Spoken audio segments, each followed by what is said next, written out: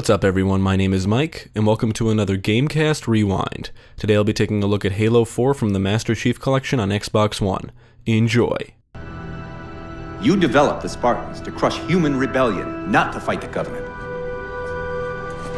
When one human world after another fell, when my Spartans were all that stood between humanity and extinction, nobody was concerned about why they were originally built. So you feel in the end your choices were justified. By the time Halo 4 came out, I was completely burnt out on the series. I played the first 3 games non-stop for a while, then ODST and Reach came out and consumed a lot of my time. So when Halo 4 released, I got it, I beat it, and never looked back. Until now. I didn't remember much about the story, but I did remember a few gameplay sequences, and it was good for me to play this now as a refresher before playing Halo 5. Developed by 343 Industries and published by Microsoft Game Studios, Halo 4 was released for Xbox 360 in November 2012. For this review, I played the Master Chief Collection version of Halo 4. I also teamed up with Jeremy for a local co-op playthrough. And yes, this entry too includes local co-op displayed in the 4:3 aspect ratio. I played through the game solo on an Xbox One X, and we played through it co-op on a standard Xbox One. I should also mention that this review was completed before the Master Chief Collection received any Xbox One X enhancements. Halo 4 was the second game to be developed by 343, the first being Halo Combat Evolved Anniversary, and is the first new entry in the series to not be developed by Bungie. So let's take a look at Halo 4 and see how the story continues. Halo 4 includes 4 difficulty modes: Easy, Normal, Heroic, and Legendary. Jeremy and I completed the game cooperatively on Legendary, and I completed it solo on Normal. You may be wondering why I didn't complete it on Legendary myself. I was going to, but I played it with Jeremy first and realized I just wasn't feeling it. It's not so much because of the difficulty or challenge, but because the atmosphere and story just weren't doing it for me. Don't get me wrong, Halo 4 is a solid shooter, but it's also a mediocre Halo game in my opinion. So I really wasn't up for the Legendary challenge in a game I'm not that excited about. Now this is the final game in the Master Chief Collection, and just like all the rest, the skulls and scoring system return. As you play through the campaign with the scoring HUD on or off, you're awarded points for kills, kill streaks, and unique kills. The higher the difficulty and the more challenging skulls you have activated, the higher the point multiplier. There are plenty of skulls that make the game harder, and only a few that make the game easier or are just considered non-scoring. Activating these skulls will also disable any achievements related to scoring.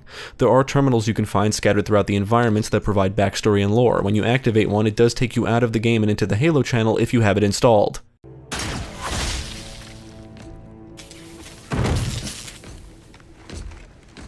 Master Chief can run, jump, crouch, man, and detach turrets and perform a melee attack which can now result in a cinematic kill viewed in third person. Master Chief can also sprint now, a mechanic I'm very grateful for. It's just nice to be able to quickly move to a destination on foot. The game employs regenerating shields, which doubles his health, so if you're taking damage you'll want to stay out of harm's way until your shields regenerate. For some reason, the developers decided to remove the flashlight, or functional headlights, whatever you want to call it. I don't really know why, although there isn't a lot of dark areas in the game, so it doesn't matter, I guess. Armor abilities make a return, can only be activated for a brief time before needing to recharge, and you can only equip one at a time but swap them out with others found throughout the environments or from fallen enemies. Active camouflage lets you turn invisible. The hard light shield ability is a shield that the Chief whips out, and it can deflect enemy projectiles. It can actually be quite helpful on the Legendary difficulty. The auto sentry ability lets Chief spawn a little sentry bot that will fire at enemies. Promethean vision lets you see things like enemies through walls and objects. The jetpack lets you fly around, and the thrust pack allows you to rapidly move along the ground. The hologram ability returns and sends out a holographic decoy of Chief that marches straight forward and can distract enemies. There's also a regeneration shield ability that's exclusive to multiplayer. Apparently it creates a spherical field that will recharge any shields of those within it. It sounds like it functions the same as the regenerator from Halo 3. Keep in mind that enemies can use some of these abilities too. For example, you'll see elites using active camouflage, and the knights will use the hard light shield and auto sentry quite frequently. Classic UNSC and Covenant weapons return, and some have been redesigned. The assault rifle, battle rifle, sniper rifle, DMR, Magnum, Covenant carbine, beam rifle, plasma pistol, needler, energy sword, gravity hammer, fuel rod gun, frag and plasma grenades, and the rocket launcher are all here, among others. The storm rifle is a new Covenant weapon that I guess is supposed to be a replacement for the plasma rifle. It does feel more like a traditional assault rifle since it rapidly fires projectiles, but I do kind of miss the plasma rifle. New to the UNSC arsenal is the sticky detonator, which fires sticky explosives that can be detonated manually. You can also equip a railgun which, when fully charged, fires a devastating explosive slug. I think my favorite new UNSC weapon is the Squad Automatic Weapon, abbreviated as SAW. It's a light machine gun that just feels badass. Now there's a whole new set of weapons introduced here, which I guess you can categorize as Promethean weapons, and they do have their own unique ups and downs. If my knowledge of Halo lore is correct, many of the Covenant weapons are based on Forerunner technology, so some of these weapons will feel familiar, like the bolt shot for example. It basically functions the same as a plasma pistol. Now the incineration cannon is an extremely deadly weapon that fires a cluster of explosives, basically killing any target immediately. The light rifle is a good weapon to have equipped at all times and functions as a mid to long range weapon. It's a lot like the Covenant carbine if you ask me. The scatter shot is basically a Promethean shotgun, and the suppressor is like a Promethean machine gun of some kind, but it only seems to be useful at close range and can be pretty useless on Legendary since you'll never want to get too close to enemies. The binary rifle is like a Promethean sniper rifle, and it can be quite useful, although it can only hold up to 10 rounds, so it's best used on tougher enemy types. Along with Promethean weapons is a new grenade type called pulse grenades. Once thrown, they generate a sphere that will drain shields of any targets in its vicinity before finally exploding. Most weapons include a crosshair bloom to indicate weapon accuracy, and from what I understand, a lot of people are not happy with this mechanic, but I assume it's for multiplayer reasons because I honestly have no real issues with it. Now, the Promethean weapons all look pretty cool and everything, but honestly they're not that exciting. They all just feel familiar. The binary rifle and incineration cannon are easily the most satisfying, and the rest are just kind of there. And you'll use them often because sometimes they're the only weapons available in the area. Several vehicles and aircraft from prior games make a return, including the Warthog, Mongoose, Ghost, Banshee, Wraith, and Tank. You can finally pilot a Pelican in one mission, and it's equipped with an autocannon and turret which can be manned by another player. There's a couple of segments where you pilot a mech thing called a Mantis. One arm is like an autocannon, and the other arm can fire missiles. These sequences are actually pretty fun, letting you stomp around and blow away enemies, and it never really gets old. Another mission lets you pilot the Broadsword, which is a UNSC fighter equipped with cannons and missiles. However, as cool as it is to pilot this thing, the experience is over before you know it. The Covenant have a new aircraft called the Lich, but you don't get to pilot it. Now, you still need to watch out for Wraith plasma mortars, and yes, you can still sabotage them with grenades to blow them up, you can still hijack enemy ghosts, and enemies like elites can even hijack you if you're piloting a ghost, so you need to be careful. All of the vehicles control like they did in prior games, and if you're playing on Legendary, they're not always going to be the saviors you want them to be. Enemies can blow up your vehicle in a matter of seconds on Legendary, specifically the Banshee. You won't last 2 minutes, at least I didn't. It's very possible I suck, however, enemies can shoot your Banshee with pinpoint accuracy, even if you're dodging, and it's absolutely nuts, and just not worth the effort. You're better off engaging them on foot or in a vehicle. Look out! Now let's talk about the enemies. Several Covenant enemies return, including Grunts, Jackals, Elites, and Hunters. Drones and Brutes do not make a return for some reason. I know the Grunts and Jackals were redesigned, which is noticeable from the get-go, but they still act the same. Jackal snipers are present and do pose a significant threat on the Legendary difficulty. The Covenant AI is just as smart as it was in prior games, with Elites being the most deadly types of the bunch. You know, they dodge projectiles and grenades efficiently, they're equipped with shields, and without retreading old ground, the Covenant enemies are no pushovers, especially on Legendary.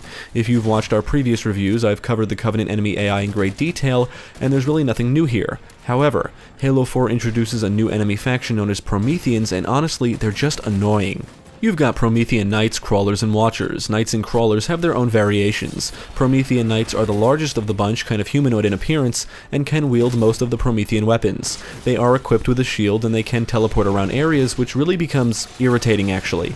They'll frequently teleport behind you or directly in front of you, and one strike from their melee attack can kill you, so you always need to be alert. They will run away when under attack, especially when their shield breaks, and they're pretty good at staying behind cover until their shield recharges.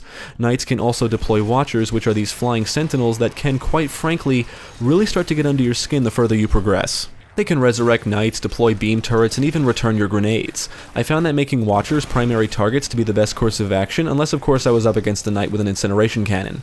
Now the Crawlers are basically Promethean dogs that can jump, crawl along walls, some can snipe, and if you're focusing on other enemies, it can be easy to get overwhelmed by the Crawlers. They like to rush you and can be a real pain in the ass. I'm going to say this outright. I prefer the Prometheans to the Flood, but these new enemies are definitely what drag Halo 4 down. In my opinion, the Covenant and their AI have always been staples of the series, and the Prometheans just don't match up. I'm sorry, but they don't. I mean, the Crawlers just rush you. The Watchers are literally designed to frustrate the player, and the Knights show the only real form of intelligence, but it's not on the same level as Elites. I guess because they like to teleport, which doesn't really make them smart, just annoying. There, Chief. A console in the back. Much of the game takes place on the planet Requiem, but you'll also fight through some other locations as well. Requiem has a pretty diverse geography and is filled with jungles, forests, and even a desert. Just like previous games, your objective is to always go from point A to B, and there seems to be an insane amount of button pushing. It seems like you're always pushing buttons or activating something. You did this in previous games as well, but it just feels excessive here. It's not a bad thing, I guess, it only takes a couple of seconds, but it feels like every other objective has you pushing or activating something. You're also going to be running through a lot of portals that take you to wherever Cortana says. While Bungie had improved their level design with each passing game, 343 didn't take any notes because Halo 4 seems to regress a little in that area. There's a lot of similar looking rooms, corridors, and areas. It's nowhere near as bad as the design repetition in Halo 1, but it does become noticeable, especially since many areas look all too familiar. There are a few standout missions, like the ones that let you pilot a Mantis, and the other where you're flying the broadsword. One mission has you accompanying UNSC soldiers on a Mammoth, which is this massive transport vehicle, and your objective is to destroy multiple particle cannons and shut down a gravity well. You'll get to man turrets, blow away enemy vehicles, and even infiltrate a Covenant ship. This segment in particular is reminiscent of the Scarab segments in Halo 3, but not quite as exciting. My favorite mission has to be the one titled Composer. This mission requires you to rescue scientists on a UNSC science station while it's overrun with Covenant forces. I like this mission for two reasons. One, it doesn't include any Prometheans, and two, in my opinion, it's the only mission in the entire game that gave me a Halo vibe. Come on, Chief. Take a girl for a ride. At the end of Halo 3, Master Chief and Cortana were basically trapped in a piece of the Forward Unto Dawn ship just floating through space waiting to be rescued. Master Chief entered cryonic sleep and told Cortana to wake him when needed. Halo 4's story takes place after the events of the comic tie-in Halo Uprising, which I've never read, and 4 years, 7 months, and 10 days after the events of Halo 3. Cortana decides to wake up Master Chief after she realizes the ship was boarded by rogue Covenant forces. After clearing out the hostiles, the ship is caught in the planet Requiem's gravity well, eventually crash landing on the planet itself. After crash landing, Cortana reveals that AIs normally start deteriorating after 7 years, and she herself has been active for 8. She begins to suffer from rampancy, and Master Chief makes it his mission to take her back to her creator, Catherine Halsey, who they believe would have the solution to stop the rampancy. And this is actually one plot hole that's never resolved by the end of the story. However, on their quest, Chief accidentally releases the Didact, an ancient Forerunner, from imprisonment. Under his command are a new set of enemies known as Prometheans, and they're actually immune to flood infection. And no, thankfully the flood is not in the game. Promethean Knights were once humans that were converted to these mechanical beings by a device known as the Composer. The Didact attempts to use the Composer on the planet Earth, so obviously the Chief and Cortana set out to stop him. Honestly, I don't think the story is as interesting as anything seen in prior games. I appreciate the developers going for something new here, but in my opinion the story loses steam pretty quickly. I do like how the plot digs a little deeper into the relationship between Chief and Cortana. If you have knowledge of the Halo extended universe, you'll probably get a lot more out of the story here. It seems like the developers intended to start a whole new saga or at least set up a sequel. Now the voice acting is actually pretty good. Steve Downes reprises his role as Master Chief, and Jen Taylor returns to voice Cortana and Dr. Halsey. Also lending their voices is Laura Bailey and Jennifer Hale. All of the performances were pretty believable, some of the drama felt forced, but overall the voice work gets the job done. I think Master Chief speaks more in this game than in all of the prior games combined. I am ordering you to surrender that AI! No, sir. In terms of visuals, Halo 4 is noticeably better looking than any of the prior games. That includes the original Halo 2 and not the Anniversary Edition. Everything is well detailed, character models and animations look incredible, and the environments are filled with neat little visual touches like dust, debris, and particles in the air, among other things. I love the new redesigned weapons like the battle rifle for example, and the shotgun just looks badass. During gameplay there's kind of this visor HUD thing going on, since you can see parts of the Master Chief's helmet at the edges of the screen. I should also mention that Halo 4 does introduce a grenade indicator, which is helpful. I did notice that some text that appears on the screen looks not good, like it's not scaled correctly or something. It's hard to explain, you have to see it. For what was originally a 360 title, Halo 4 looks pretty damn good. The new Forerunner environments seem to include a lot of sleek and shiny structures, and there's a lot of glowing lights. It gives off a nice futuristic and sci-fi vibe. I just wish the developers mixed it up a little because it does add to the environment repetition I talked about earlier. As for the audio work, the music is a real disappointment in my opinion. And I don't mean that as any disrespect to the composers, but if you've played prior games, the soundtrack here is just not up to par for a Halo game. I did enjoy one tune heard during the last mission, but there's not many tracks that really stood out to me. The sound effects, on the other hand, are phenomenal. The assault rifle sounds beastly compared to how it sounded in some of the previous entries, and all of the UNSC weapons finally sound powerful. Even the reload sound effects are noticeably crisp, clear, and satisfying to hear. On the technical side, we did experience some frame rate dips, but it wasn't often, and I noticed some popping here and there. And once again, this is yet another entry where local co-op is displayed in the 4:3 aspect ratio, making it hard to see shit, especially with all of the glowing lights in some areas. Unless you have a massive TV, the mission where you fly the broadsword can be a real pain in the ass in split screen because it can be hard to make out the obstacles you're supposed to avoid. So now that I've completed each game in the Master Chief Collection, I really think 343 could have done a better job. Halo 2 is clearly the only game that received any significant attention. Yeah, the rest got a frame rate boost and resolution increase, but I really question some of the design decisions here. The local co-op aspect ratio is one of my biggest complaints because they can clearly fix it, as seen in the anniversary editions of Halo 1 and 2, so I really don't understand the problem. I understand it would be an undertaking, but I think they should have done it. Outside of Halo 2 Anniversary, every game in this collection is basically a straight port with very minor improvements, making the whole collection feel a bit inconsistent. And let's not forget the missing ODST firefight mode. And keep in mind, my complaints are isolated to the campaigns for the most part, although I hear the multiplayer had some serious issues at launch too. Now, I had fun with Halo 4, but not as much fun as I had with any of the previous games. There was no wow moments or genuine feelings of satisfaction after a tough battle. When playing on Legendary, most of the time we just felt relieved after tough battles because the new enemies are just annoying. Shortly after I started playing Halo 4, I just felt like something was off, and that feeling never subsided. And that's my biggest issue with the game. It doesn't really feel like Halo in many ways. It's got all the bells and whistles, but something is missing. If you've played prior games and this, you may know what I'm talking about, and no, it's not the Flood. As mediocre as this is for a Halo game, it could be worse. It could include the Flood. I only really enjoyed one mission, and the rest were just kind of, meh, been there, done that, nothing too exciting. I think the biggest issue is the lack of war as a backdrop. I think the Human Covenant War added a lot to the atmosphere of previous games, and it's just simply not here. The Covenant are not really the focus here, and the Prometheans just aren't that exciting.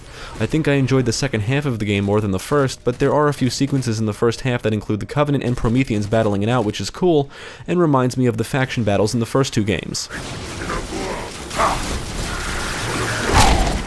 Ultimately, Halo 4 is a good game. Yes, I would recommend it, but as a Halo game, it's not quite there. Keep in mind, this is all based on our personal preferences, so you may actually enjoy it. But for me personally, this is probably my least favorite game in the series, despite not including the Flood.